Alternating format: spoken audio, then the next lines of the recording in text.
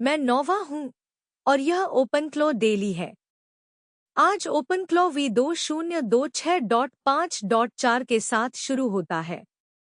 इसमें ओपनक्लो V2026.5.5 और ओपनक्लो V2026.5.6 भी शामिल हैं। जो महत्वपूर्ण बदलाव है वह कोई स्लोगन नहीं है।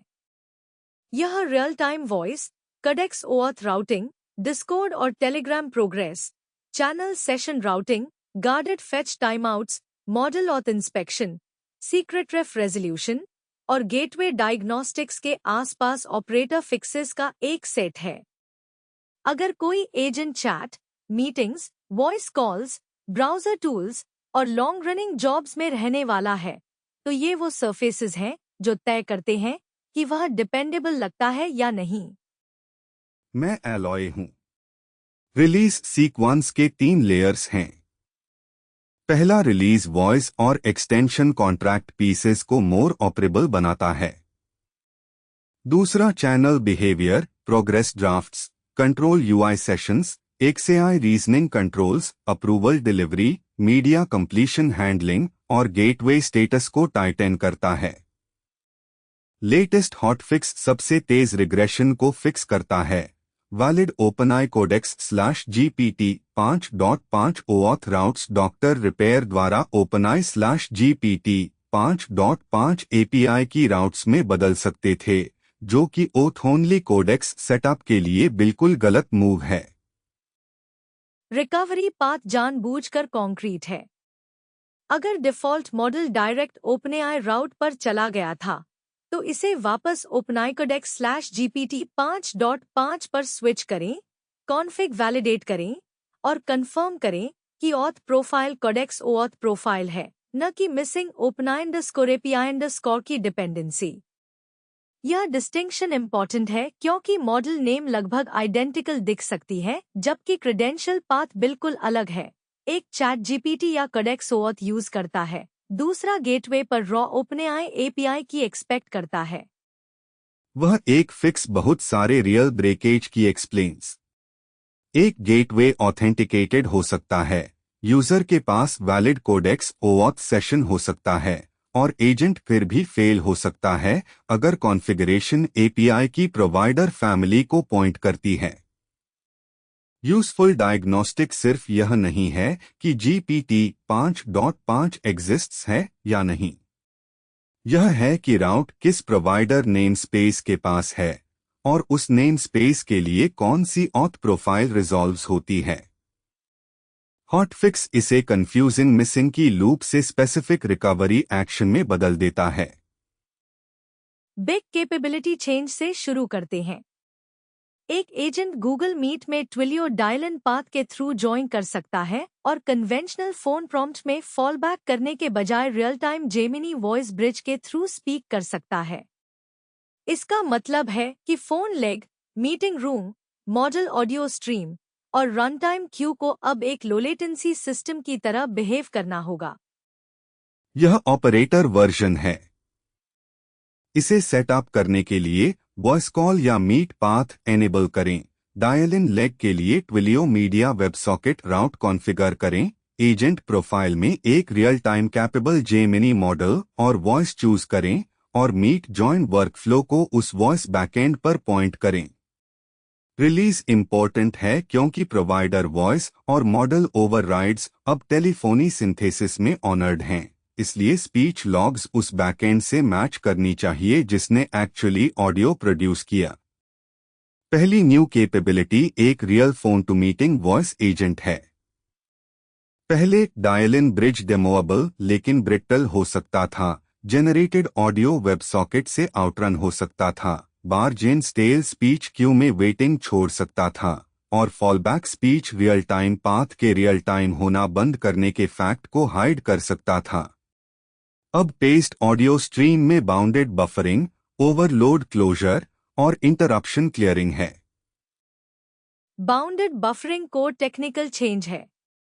रियल टाइम वॉइस के 3 क्लॉक्स हैं: incoming human speech, generated model audio और ट्रांसपोर्ट की फ्रेम्स भेजने की एबिलिटी।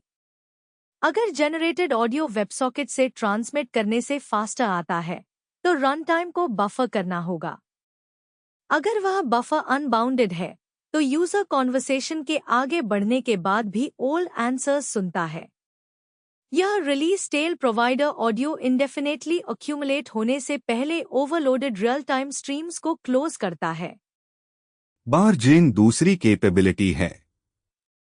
एक पार्टिसिपेंट एजेंट को इंटरप्ट कर सकता है और रन टाइम जनरेटेड ऑडियो को सिर्फ पॉज करने के बजाय क्लियर करता है। यह इंपॉर्टेंट है क्योंकि इंटरप्शन एक स्टेट बाउंड्री है। एक बार यूजर इंटरप्ट कर देता है, ओल्ड आंसर अब वैलिड नहीं है। ट्रांसपोर्ट के बिहाइंड अभी भी क्यूड कोई ऑडियो ओल्ड टर्न का है, इसलिए इसे क्लियर करना करेक्टनेस का हिस्सा है, सिर्फ यूजर एक्सपीरियंस पॉलिश नहीं। तीसरी कैपेबिलिटी रियल टाइम पाथ पर ऑनेस्ट फेलियर है। Conventional TWIML prompts ordinary telephony flows में यूजफुल हैं, लेकिन रियल टाइम मॉडल ब्रिज के सब्स्टिट्यूट नहीं है। अगर live model call silently TWIML पर फॉल बैक करता है तो ऑपरेटर्स सोच सकते हैं कि रियल टाइम सिस्टम हेल्दी है जबकि यूजर डिलेड या मिसमैच्ड स्पीच सुन रहा है। रिलीज रियल टाइम स्पीच को रियल टाइम ब्रिज पर रखता है ताकि फेलियर्स विजिबल और डायग्नोसेबल हों। व्यावहारिक परीक्षण सीधा है। एक मीट डायल-इन सत्र चलाएं, एजेंट के जवाब देते समय उसके ऊपर बोलें और जांचें कि रुकावट के बाद पुराना जवाब जारी न रहे। फिर जानबूझकर धीमी भेज की स्थितियां या बर्स्टी प्रोवाइडर रिस्पॉन्स बनाएं और पुष्टि करें कि स्ट्रीम बड़े विलंबित स्पीच बैकलॉग के बजाय दृश्य रूप से विफल होती है।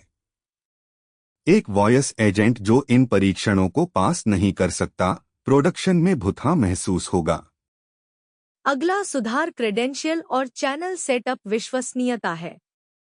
सीक्रेटरेफ कॉन्ट्रैक्ट रेजोल्यूशन अब उन एक्सटर्नल चैनल एक्सटेंशन पैकेजों के लिए काम करता है जिनकी कंपाइल्ड आर्टिफैक्ट्स डिस्ट्रीब्यूशन फोल्डर के तहत रहती हैं। इस फिक्स से पहले एक channel environment backed Discord token reference के साथ कॉन्फ़िगर किया जा सकता था और फिर भी गेटवे स्टार्ट पर अनकॉन्फ़िगर्ड दिखता था क्योंकि रनटाइम को कंपाइल्ड लोकेशन में पैकेज का सीक्रेट कॉन्ट्रैक्ट साइडकार नहीं मिला।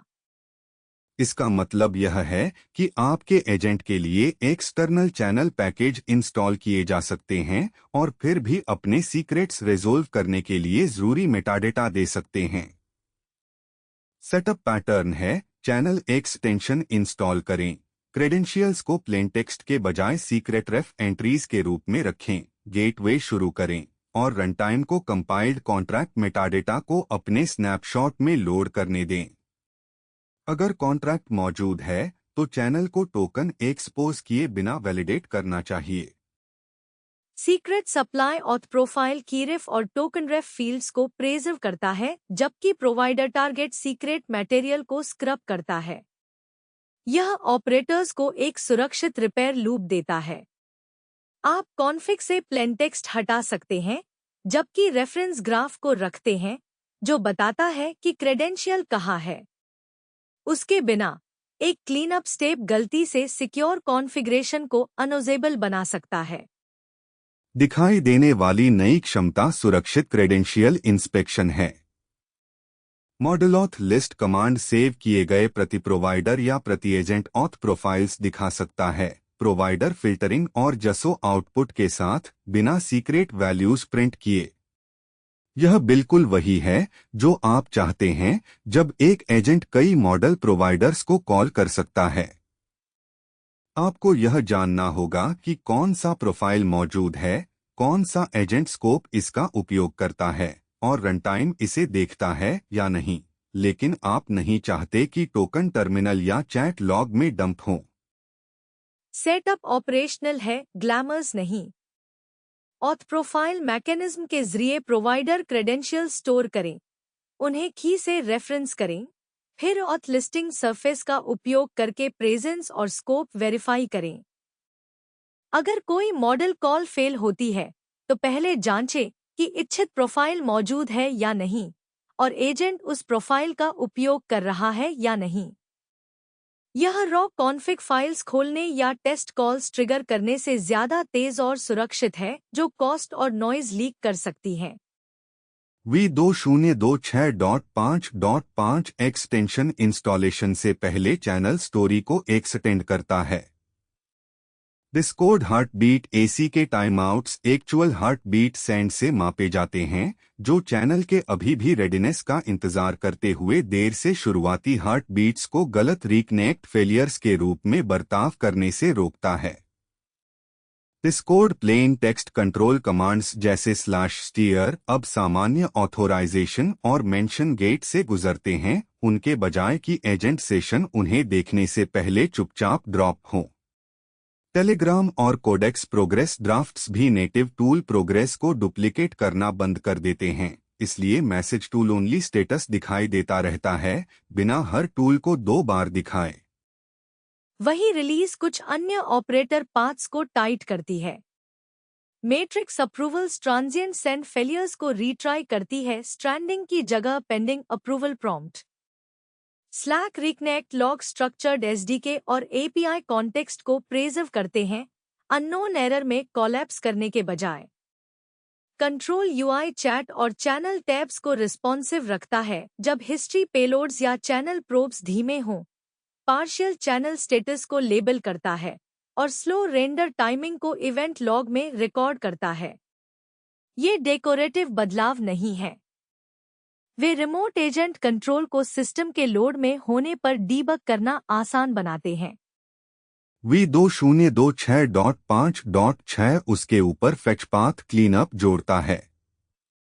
Plugin runtime fetch plain request headers से third party symbol metadata drop करता है, उन्हें नेटिव फेच या हेडर्स में पास करने से पहले, और डीबग प्रॉक्सी रिप्ले से पहले कैप्चर्ड हेडर डिक्शनरीज को नॉर्मलाइज करता है। Guarded web fetch request time out के बाद डिस्पैचर क्लीनअप को बाउंड करता है, ताकि टाइम आउट हुए फेचेस टूल एरर्स रिटर्न करें गेटवे टूल लेंस एक्टिव छोड़ने के बजाय। एक एजेंट के लिए जो ब्राउज करता है, प्लगइन्स को कॉल करता है और रिक्वेस्ट्स को प्रॉक्सी करता है, यह साफ टूल फेलियर और लेन के बीच का अंतर है जो जिंदा दिखता है, जबकि कुछ उपयोगी नहीं हो रहा। एक्सटेंशन इंस्टॉलेशन भी कम फ्रेजाइल हो जाता है। जब कॉन्फ़िगरेशन एक आधिकारिक एक्सटर्नल एक्सटेंशन को रेफरेंस करता है जो इंस्टॉल नहीं है, रनटाइम ऑपरेटर को वैलिड कॉन्फ़िगरेशन डिलीट करने के बजाय catalogue backed install hints emit कर सकता है। यह अपग्रेड बिहेवियर बदलता है। एक गायब पैकेज को इंस्टॉलेशन प्रॉब्लम के रूप में माना जाता है, यह प्रूफ नहीं कि कॉन्फ़िग जंक है। वहाँ एक सेटअप लेसन भी है।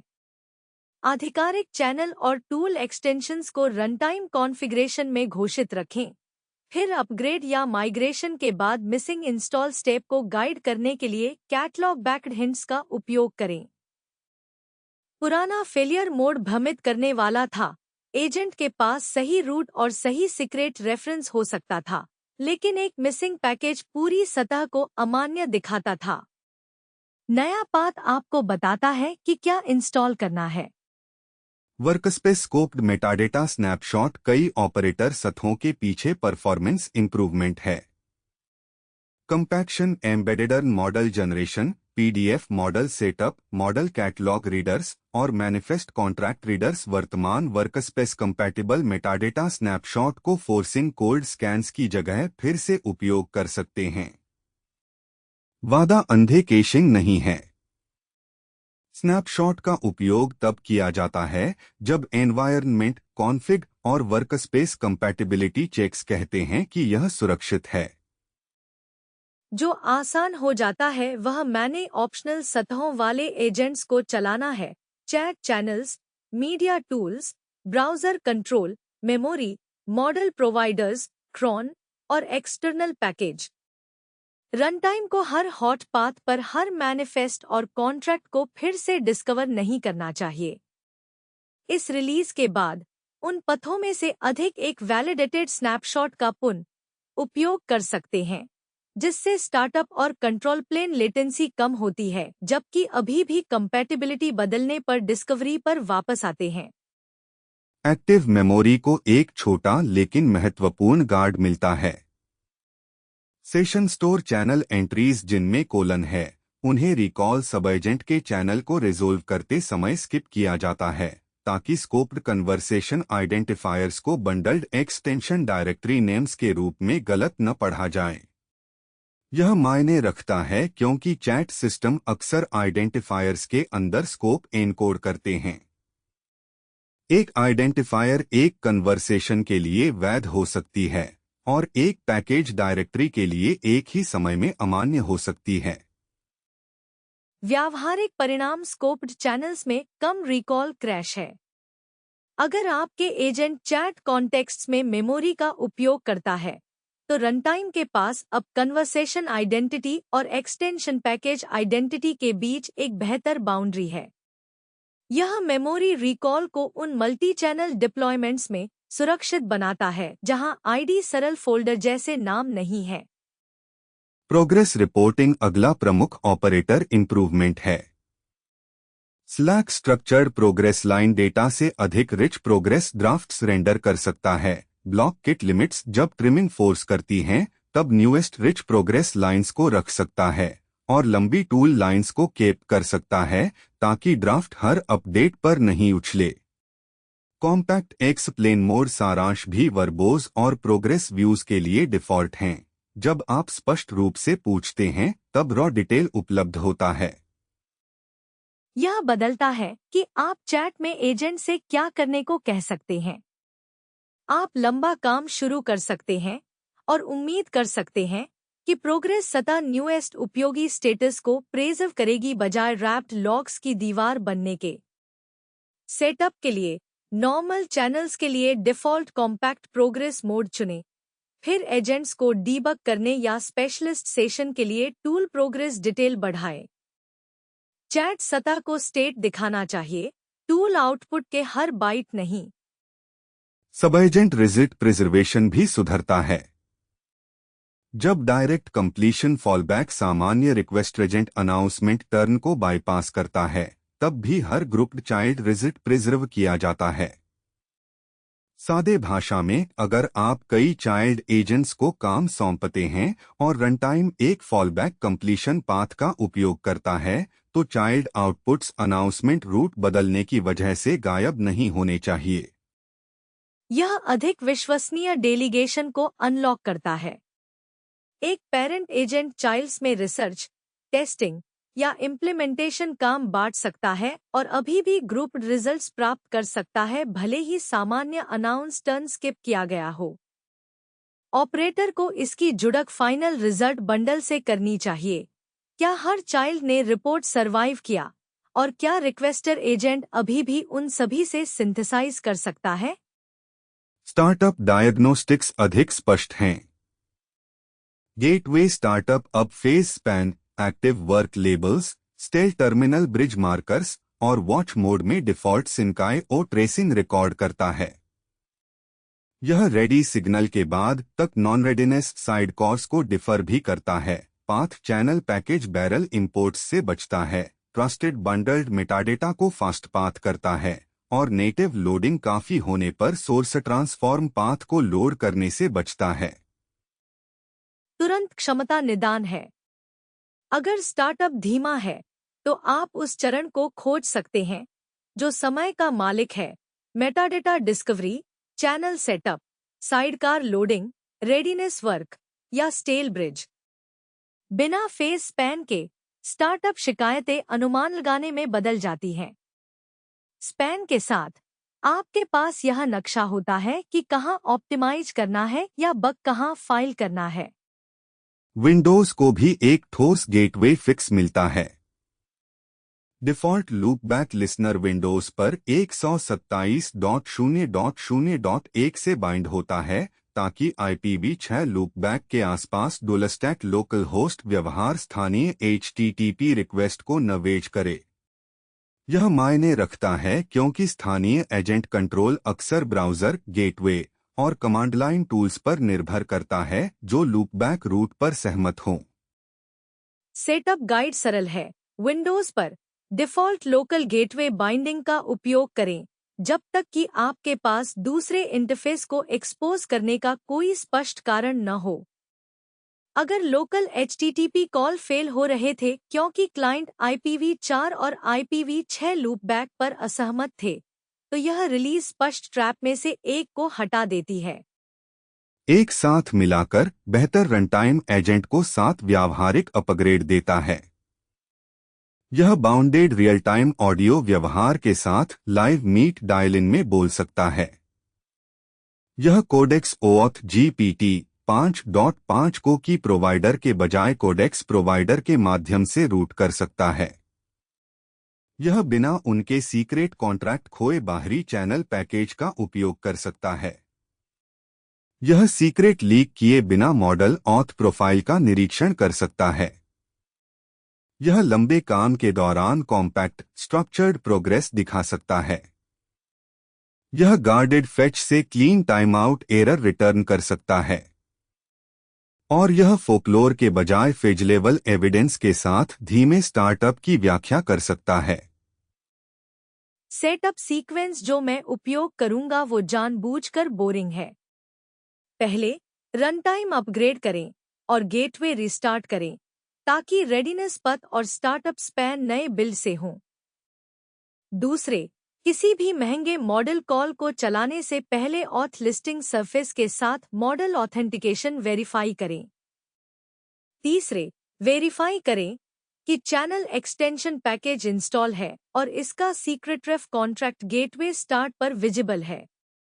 चौथे, एक छोटी चैट जॉब शुरू करें और कॉम्पैक्ट प्रोग्रेस का निरीक्षण करें। पांचवें, तभी real time meet dial in पथ टेस्ट करें। मीट पथ के लिए टेस्ट को मैकेनिकल रखें। वॉइस कॉल रूट के माध्यम से मीटिंग ज्वाइन शुरू करें। कंफर्म करें कि चुना गया रियल टाइम मॉडल और वॉइस स्पीच लॉग में दिख रहे हैं। एजेंट के जवाब देते समय बोलें और तुरंत स्टॉप व्यवहार सुनें। फिर एक लंबा जवाब चलाएं और देरी वाले स्पीच के लिए देखें। अगर कतार ओवरलोड है तो सही व्यवहार विजिबल स्ट्रीम क्लोज है, पुराने टर्न से 2 मिनट का घोस्ट मोनोलॉग नहीं। सीक्रेटरेफ्स के लिए सक्सेस कंडीशन भी मैकेनिकल है। एक चैनल क्रेडेंशियल को कॉन्फ़िग में पेस्ट करने के बजाय की द्वारा रेफरेंस्ड रहना चाहिए। अप्लाई या स्क्रब पथ को कीरेफ और टोकनरेफ मेटाडेटा को प्रीजर्व करते हुए सीक्रेट मटेरियल को रिमूव करना चाहिए। गेटवे स्टार्टअप को चैनल पैकेज के कंपाइल्ड कॉन्ट्रैक्ट मेटाडेटा को रिजॉल्व करना चाहिए और चैनल को कॉन्फ़िगर्ड के रूप में मार्क करना चाहिए। अगर ये में से कोई भी स्टेप फेल होता है तो अब आपके पास देखने के लिए एक संकरी जगह है। प्रोग्रेस के लिए चैट ड्राफ्ट को बहुत छोटे बजट के साथ एक ऑपरेटर डैशबोर्ड की तरह ट्रीट करें। इसमें करंट फेज, सबसे हालिया यूजफुल टूल लाइन और यह बताना चाहिए कि काम अभी भी जिंदा है या नहीं। इसमें हर रॉ लॉग लाइन को चैनल में पेस्ट नहीं करना चाहिए। जब आपको रॉ आउटपुट चाहिए तो हर नॉर्मल यूजर फेसिंग वर्कफ्लो के लिए नहीं, बल्कि डीबगिंग एजेंट या सेशन के लिए टूल प्रोग्रेस डिटेल बढ़ाएं। डेलीगेशन के लिए 2-3 चाइल्ड एजेंट्स के साथ टेस्ट करें और सुनिश्चित करें कि ग्रुप रिजल्ट्स सर्वाइव करते हैं, भले ही डायरेक्ट कंप्लीशन फॉलबैक पथ का उपयोग किया जाए। एक मल्टी एजेंट सिस्टम तभी यूजफुल है जब पेरेंट पर भरोसा कर सकता है कि चाइल्ड आउटपुट रूटिंग चेंजेस में प्रिजर्व्ड रहें। अन्यथा डेलीगेशन चुपचाप सैंपलिंग बन जाता है। शायद पेरेंट ने सारा काम देखा, शायद नहीं। स्टार्टअप के लिए ऑपरेटर्स पहले क्या करते थे और अब क्या कर सकते हैं, इसकी तुलना करें। पुराना लूप था रिस्टार्ट, वेट, गेस, लॉग खोलें, फिर से गेस। नया लूप होना चाहिए रिस्टार्ट, फेज स्पैन इंस्पेक्ट करें, पहचानें कि क्या समय डिस्कवरी, चैनल सेटअप, साइडकार्स, रेडीनेस या टर्मिनल ब्रिज स्टेट का है, फिर ओनिंग फेज को फिक्स करें। यह एक असली सुधार है क्योंकि यह अस्पष्ट स्लो स्टार्ट शिकायत को टारगेटेड बग रिपोर्ट या कॉन्फ़िग चेंज में बदल देता है। जांच सूची भी उतनी ही ठोस है। वॉइस के लिए बाधा डालने और ओवरलोडेड ऑडियो सेंड्स की जांच करें। क्रेडेंशियल्स के लिए बैक्ड चैनलों के साथ गेटवे शुरू करें और सत्यापित करें कि वे प्लेनटेक्स्ट के बिना कॉन्फ़िगर होते हैं। मेटाडेटा के लिए वर्कस्पेस स्नैपशॉट के गर्म होने के बाद हॉटपैथ लेटेंसी की तुलना करें। प्रगति के लिए स्लैक में एक लंबा टूल जॉब चलाएं और पुष्टि करें कि नवीनतम स्थिति ट्रिमिंग के बाद भी बनी रहती है। स्टार्टअप के लिए अनुमान लगाने से पहले चरण स्पैन का निरीक्षण करें। यह रिलीज वर्डिक्ट है। यह एक ऑपरेशंस रिलीज है। यह जादू बेचने की कोशिश नहीं कर रहा। यह real time speech, secrets, external packages, model auth, प्रगति, डेलीगेशन और स्टार्टअप को संचालित करना आसान बनाता है, सेटअप पाथ्स और फेलियर चेक्स के साथ जिन्हें ऑपरेटर वास्तव में दोहरा सकते हैं। अब हम बाहरी कहानियों में जा सकते हैं। पहले ग्राफ रनटाइम कंट्रोल, फिर inference serving stabilisation. LangGraph v1.2 alpha लंबे समय चलने वाले एजेंट ग्राफ्स को टाइम आउट, रिकवरी, चेकपॉइंट और स्ट्रीमिंग समस्याओं में बदल देता है। LangGraph v1.2 अल्फा एक वर्कफ्लो रनटाइम रिलीज है। महत्वपूर्ण बात यह नहीं है कि ग्राफ्स मॉडल्स को कॉल कर सकते हैं, यह है कि लंबे समय चलने वाले ग्राफ्स को execution limits, recovery paths, checkpoint efficiency और स्ट्रीमिंग प्रोजेक्शन की जरूरत है। जब किसी एजेंट वर्कफ्लो में कई नोड्स, धीमे tools, external APIs, retries, human interrupts और लंबा मैसेज हिस्ट्री होती है, तो रनटाइम को एक लूप और स्टेट ऑब्जेक्ट से ज्यादा की जरूरत होती है। पर नोड टाइम आउट सबसे स्पष्ट उदाहरण है। LangGraph ऐड अंडरस्कोर नोड पर टाइम आउट जोड़ता है, टाइम आउट पॉलिसी के साथ जो run underscore time out, idle underscore time out या दोनों सेट कर सकता है। एक hard run time out progress की परवाह किए बिना वॉलक्लॉक लिमिट के बाद अबॉर्ट करता है। एक आइडल टाइम आउट रीसेट होता है जब प्रोग्रेस यील्ड होती है और अबॉर्ट करता है जब कोई स्ट्रीमिंग नोड आउटपुट प्रोड्यूस करना बंद कर देता है। एजेंट टूल्स के लिए यह अंतर मायने रखता है। एक मॉडल कॉल, ब्राउज़र रन या एक्सटर्नल एपीआई स्ट्रीम को वैध रूप से समय लग सकता है, लेकिन एक साइलेंट हैंड को ग्राफ को हमेशा के लिए नहीं रोकना चाहिए।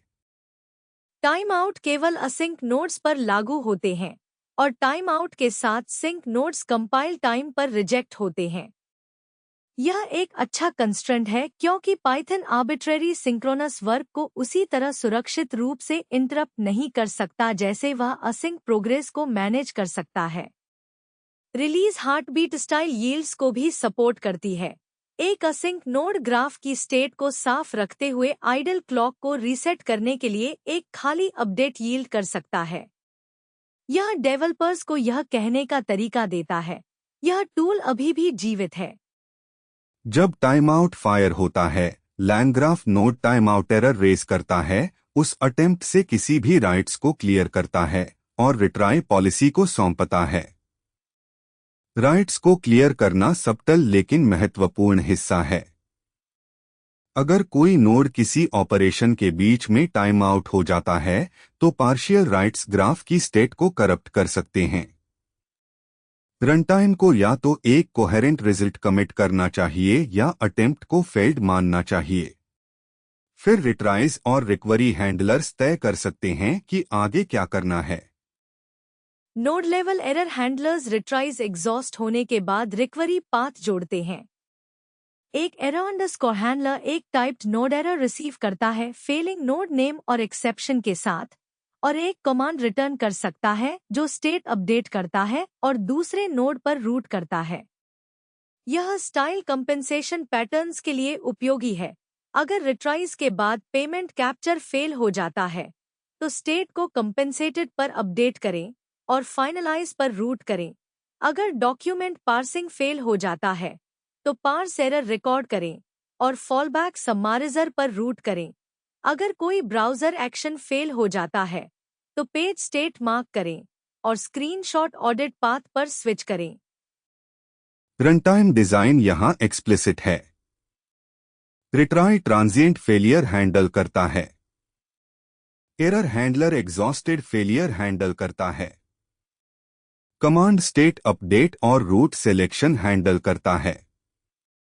इंटरप्ट्स हैंडलर को बाईपास करते हैं, जो मैटर करता है क्योंकि किसी ह्यूमन या सिस्टम इंटरप्ट को ऑर्डिनरी टूल फेलियर के रूप में डिस्गाइज नहीं किया जाना चाहिए।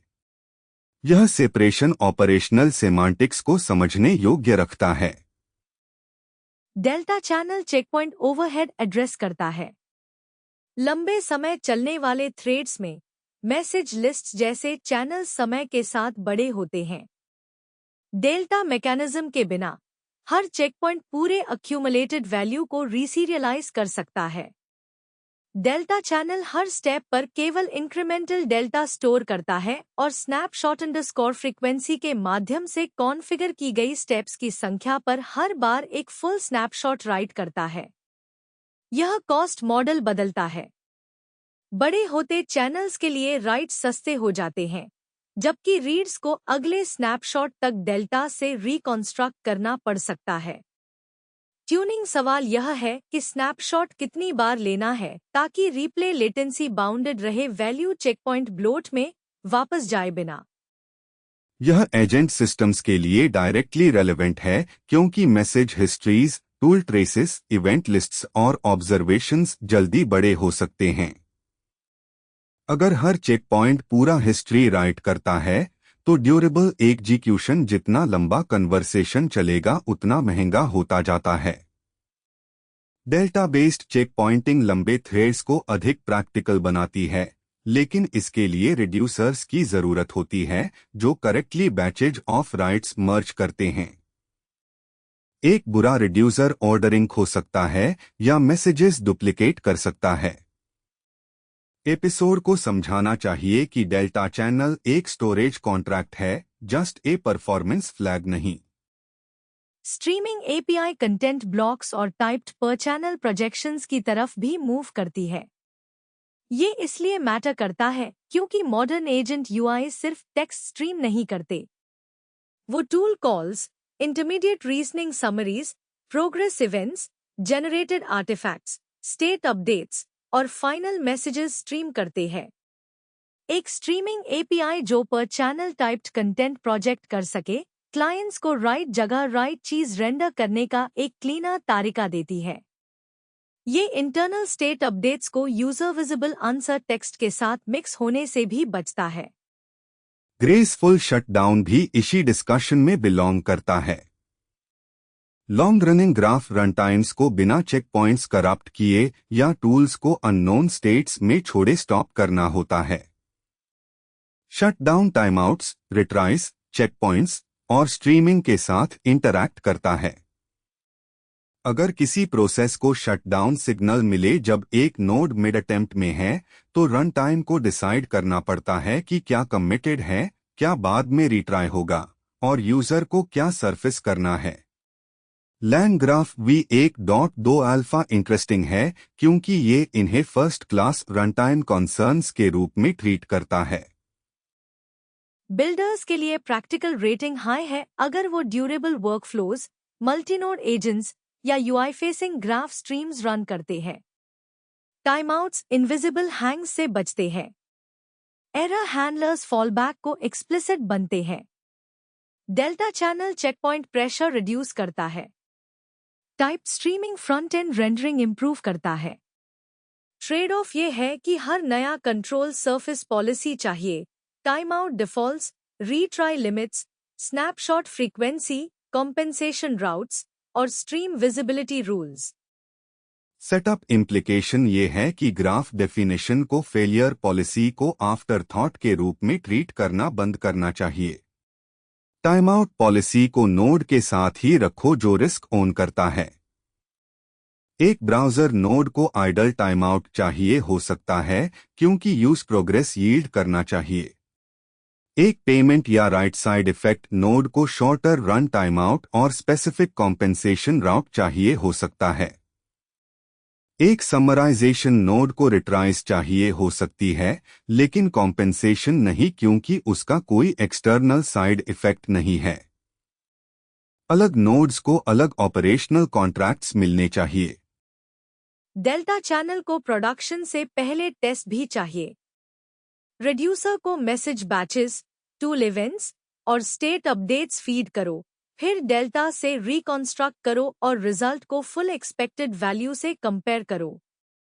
ये ऑर्डरिंग बग्स और डुप्लीकेट राइट बग्स को अर्ली कैच करता है। एक छोटा चेकपॉइंट तभी विन है अगर रिकवरी से वही ग्राफ स्टेट मिलती है जो फुल चेकपॉइंट देता। यूआई स्ट्रीमिंग के लिए क्लाइंट को मिक्स्ड कंटेंट के साथ टेस्ट करना चाहिए, normal text, tool call blocks, progress events और final state updates. Typed projection का पॉइंट ये है कि ट्रांसक्रिप्ट, प्रोग्रेस पैनल और डीबग इंस्पेक्टर को सेम अनडिफरेंशिएटेड स्ट्रीम नहीं मिलती। अगर फ्रंट एंड अनस्ट्रीम्स को वापस एक टेक्स्ट बॉक्स में कोलैप्स कर देता है तो रन टाइम इंप्रूवमेंट वेस्टेड है। VLLM v0.20.1 makes DeepSeek v4 serving a kernel, communication, cache, and tool call reliability story। VLLM v0.20.1 एक पैच रिलीज है, लेकिन ये एग्जैक्टली वही तरह का पैच रिलीज है जिस पर इन्फरेंस ऑपरेटर्स को ध्यान देना चाहिए। ये DeepSeek v4 स्टेबलाइजेशन और परफॉर्मेंस इंप्रूवमेंट्स पर फोकस करता है आफ्टर इनिशियल सपोर्ट v0.20.0 में लैंड हुआ। ये डिस्टिंक्शन मैटर करता है। इनिशियल सपोर्ट मतलब मॉडल पाथ एग्जिस्ट करता है। प्रोडक्शन सर्विंग मतलब colonel's, communication paths, cash behaviour, structured output, tool calls, कूडा ग्राफ्स और मेमोरी चेक्स लोड के अंडरस्टेबल होते हैं। डीपसीक v4 का काम बेस मॉडल सपोर्ट और मल्टी स्ट्रीम प्रीअटेंशन GMM से शुरू होता है।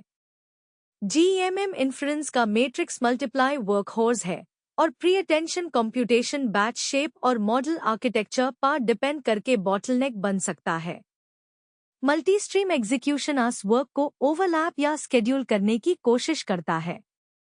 VLLM एक कॉन्फ़िगरेबल प्रीअटेंशन GMM नॉब ऐड करता है और डिफ़ॉल्ट VLLM_multi_stream_GEMM_token_थ्रेशहोल्ड को तूने करता है, जो ऑपरेटर्स को बताता है कि ऑप्टिमाइजेशन वर्कलोड सेंसिटिव है। थ्रेशहोल्ड्स मैटर करते हैं क्योंकि स्मॉल बैचेस के लिए right setting large token loads के लिए राइट नहीं हो सकती।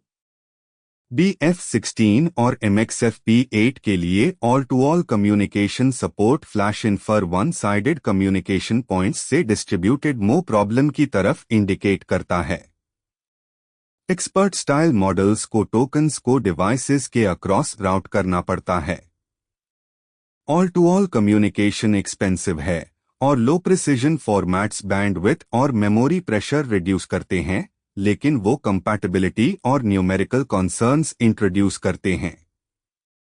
DF16 और MXFP8 सपोर्ट करना मतलब सर्विंग स्टैक मॉडल की प्रिसिजन और परफॉर्मेंस प्रोफाइल के साथ कम्युनिकेशन पाथ अलाइंड रखने की कोशिश कर रहा है। FP32 to FP4 conversion optimisation एक और सर्विंग लेवल डिटेल है। लो बिट इन्फ्रेंस मेमोरी और बैंडविड्थ बचा सकता है, लेकिन कन्वर्शन ओवरहेड कुछ विन एरेज कर सकता है अगर ये बहुत स्लो हो। Faster FP32 to FP4 conversion के लिए एक PTX CVT इंस्ट्रक्शन आस कॉस्ट को हार्डवेयर पाथ के क्लोजर ले जाता है। ये वही तरह का कर्नल वर्क है जिसको यूजर्स सीधे नहीं देखते, लेकिन ये स्केल पाथ थ्रूपुट और लेटेंसी बादल देता है। Integrated tile kernel optimized head computation के लिए वही पैटर्न जारी रखते हैं। प्रोडक्शन में अटेंशन और हेड कंप्यूटेशन अमूर्त गणित नहीं है। ये tile size, memory layout, hardware occupancy और सिंक्रोनाइजेशन कॉस्ट्स बन जाते हैं। head_compute_mix_kernel के बारे में एक रिलीज नोट ऑपरेटर्स को बताता है कि model support Python API layer के नीचे ट्यून किया जा रहा है। वहीं से कई बड़े मॉडल सर्विंग गेन्स आते हैं। बग फिक्सेस परफॉर्मेंस वर्क जितने ही जरूरी हैं। VLLM टॉप के 1024 पर एक परसिस्टेंट टॉप के कोऑपरेटिव डेडलॉक और राडिक शो स्टेट पर एक इंटरसीटीए इनिशियलाइजेशन रेस को ठीक करता है। जिसमें एक टेम्पररी परसिस्टेंट टॉप के डिसेबल करना वर्कअराउंड के तौर पर किया गया है। डेडलॉक्स और इंटरब्लॉक रेसेस खतरनाक हैं, क्योंकि ये सिर्फ कुछ बैच साइजेस, मॉडल पाथ्स या जीपीयू स्केड्यूल्स पर ही दिख सकते हैं। एक इन्फ्रेंस सर्वर छोटे टेस्ट में हेल्दी दिख सकता है और फिर किसी पर्टिकुलर प्रोडक्शन शेप के तहत हैंग हो सकता है।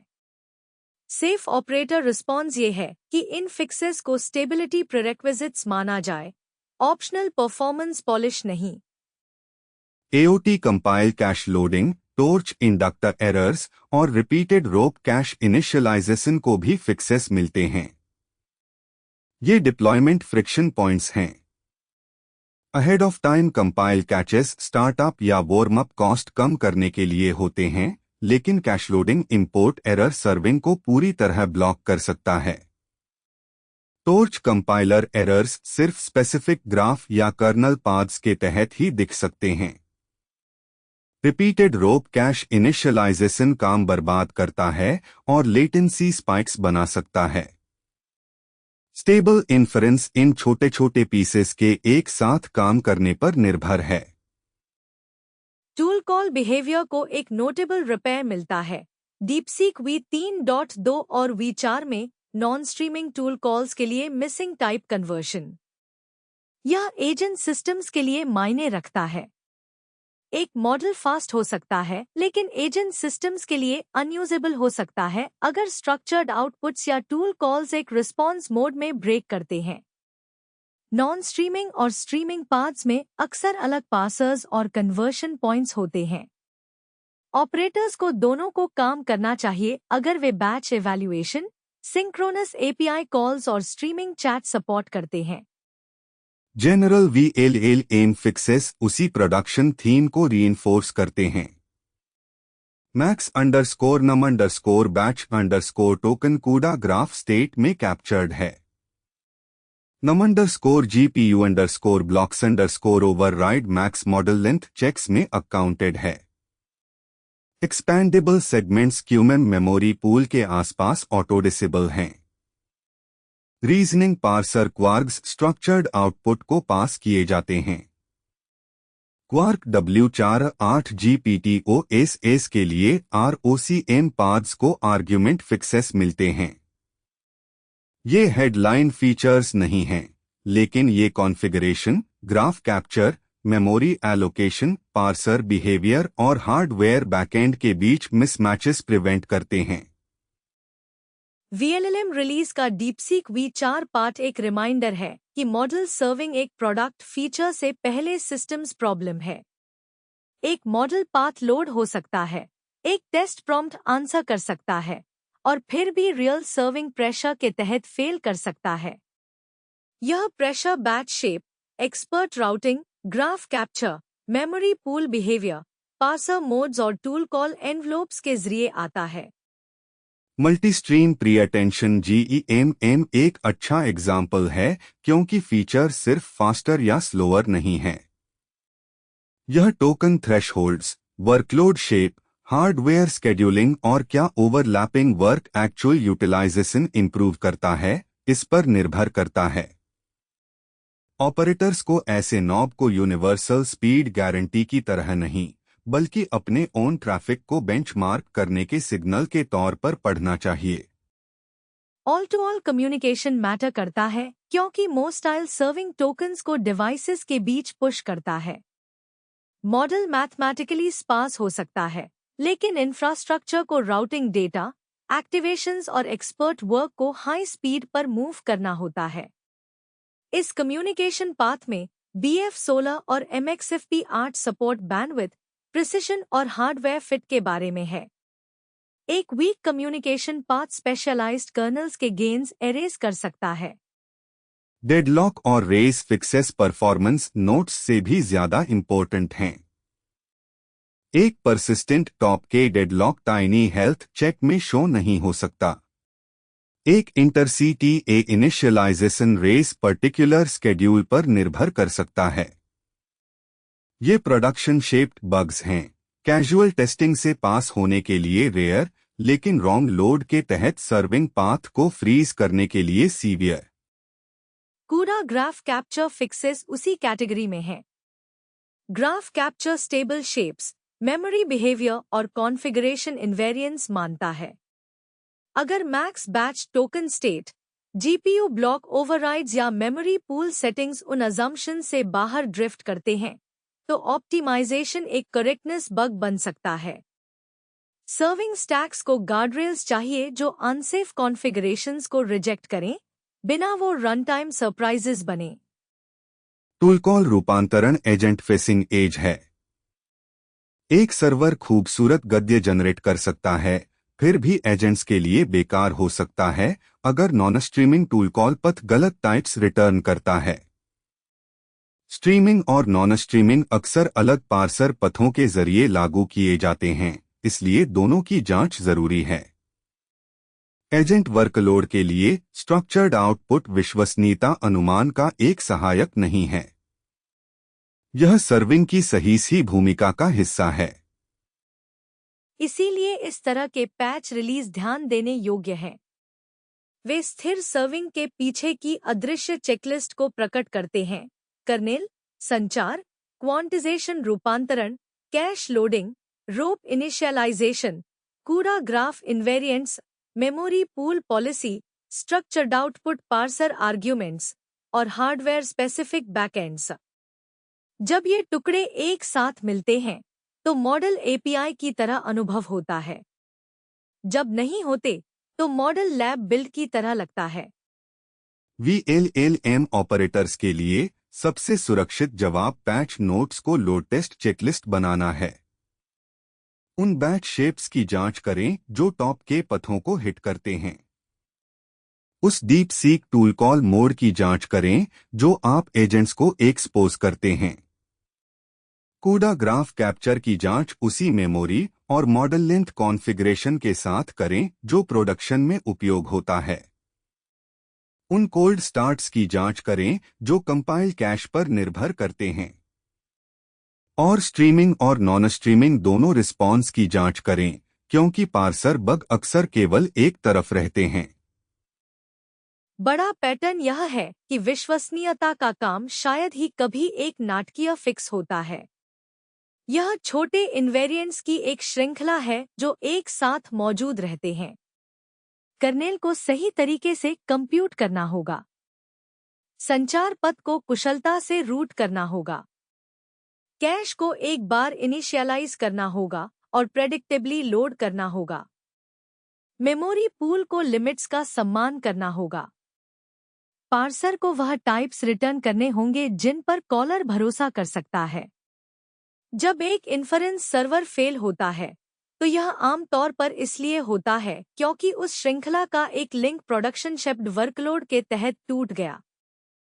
बड़ा सबक यह है कि एक नए फ्रंटियर या ओपनवेट मॉडल की सर्विंग एक फीचर नहीं है। यह एक स्टैक है। मॉडल कॉन्फ़िग, टोकनाइजर व्यवहार, अटेंशन बैकएंड, मो रूटिंग, संचार precision, quantization, compile cache, CUDA graph capture, memory pool policy, structured output parser, tool call converter और hardware specific backend. VLLM v0.20. एक मूल्यवान है क्योंकि यह दिखाता है कि स्थिरीकरण का काम कितना खुले तौर पर होता है। बिल्डर्स को इन पैच रिलीज को उस मैप के रूप में पढ़ना चाहिए कि उनके अपने इन्फरेंस डेप्लॉयमेंट कहाँ फेल हो सकते हैं। सेटअप सलाह यह है कि एक सर्विंग एक्सेप्टेंस टेस्ट बनाए रखें जो रियल एजेंट ट्रैफिक की तरह दिखे। इसमें एक सादा कंप्लीशन, एक स्ट्रक्चर्ड आउटपुट रिक्वेस्ट, एक स्ट्रीमिंग टूल कॉल रिक्वेस्ट, एक non streaming tool call request और एक लॉन्ग कॉन्टेक्स्ट बैच शामिल करें जो कैश और ग्राफ कैप्चर सेटिंग्स को एक्सरसाइज करे। फिर हर सर्विंग अपग्रेड के बाद यह रन करें। अगर सिर्फ सादा कंप्लीशन पास हो तो मॉडल सर्वर अभी रियल प्रोडक्शन एजेंट यूज में लोड के तहत एजेंट्स के लिए तैयार नहीं है। यहाँ एक आखिरी बिल्डर सबक है। इंसिडेंट्स का इंतजार न करें कि आपके time out, queue, check point और पार्सर पॉलिसी का क्या मतलब है। उन्हें लिख दें, जांचें और उन्हें उन टूल्स में एक्सपोज करें जो ऑपरेटर्स पहले से उपयोग करते हैं। अगर वॉइस क्यू बंद हो जाता है, एक ग्राफ नॉट टाइम आउट हो जाता है या इन्फरेंस पार्सर एक टूल कॉल को रिजेक्ट करता है, तो सिस्टम को बताना चाहिए कि किस पॉलिसी ने फायर किया और क्या स्टेट सेव किया गया। यह एक प्रभावशाली एजेंट स्टैक और एक मेंटेनेबल एक के बीच का अंतर है। मेंटेनेबल स्टैक में ओवरलोड से पहले सीमाएं होती हैं, मिस्ट्री फेलियर्स से पहले टाइप्ड एरर्स होते हैं, प्रोसेस डेथ से पहले चेकपॉइंट्स होते हैं और यूजर्स को अनुमान लगाने से पहले स्ट्रक्चर्ड प्रोग्रेस होती है। इस एपिसोड के टेक्नोलॉजीज अलग हैं, लेकिन इंजीनियरिंग पोस्चर एक ही है। रन टाइम बाउंड्रीज को इतना स्पष्ट बनाएं कि ह्यूमंस उन्हें ऑपरेट कर सकें। एपिसोड नोट्स और सोर्स लिंक्स के लिए tobyonfitnesstech.com पर जाएं। ओपनक्लॉ डेली के लिए बस इतना ही। सुनने के लिए धन्यवाद और जल्द ही वापस आएंगे।